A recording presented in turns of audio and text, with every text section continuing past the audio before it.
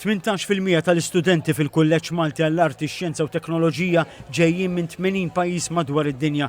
Dawn huma studenti barranin li ħafna minnhom għażlu l-MCAST u qed iħallsu minn butom biex isegwu wieħed mill-għexieren ta' korsijiet li joffri dan il-kulleġġ. F'kummenti ma' TVM News il-President il-ġdid tal-kulleġġ Horace Lowdy qal li dawn l-istudenti jżidu l-valur kemm tal-kulleġġ u anke tal-pajjiż.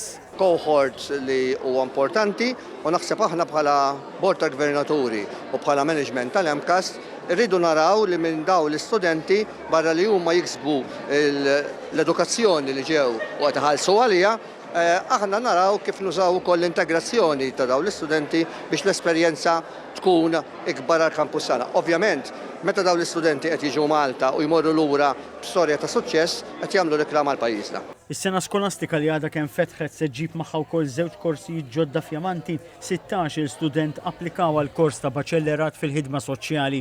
Dan il-kors jiġbor f'daqqa l-aħħar 20 sena fil-qasam tas-saħħa u kura soċjali f'Malta u għandu lan li joħloq ħaddiema fil-qasam soċjali li għandhom l-arfin, l-attitudni u l-ħiliet adatti. Huwa suġġett li huwa topiku fuq bażi nazzjonali.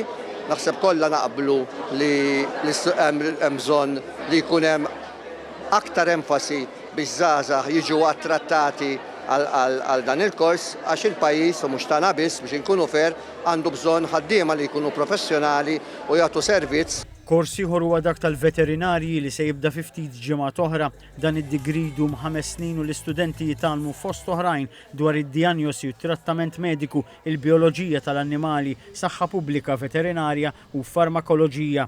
Intant ma' TVM News Dr. Lowdy spjega kif l-MCAST jinkoraġġixxi li l-istudenti jagħmlu 20 siegħa ta' xogħol fil-komunità permezz ta' volontarjat ma' għaqda mhux governattiva tal-għażla tagħhom. U qal li apparti l-aspett akademiku huwa importanti għall-binja tal-karattru li l-istudenti jduqu wkoll ir-realtà tal-volontarjat.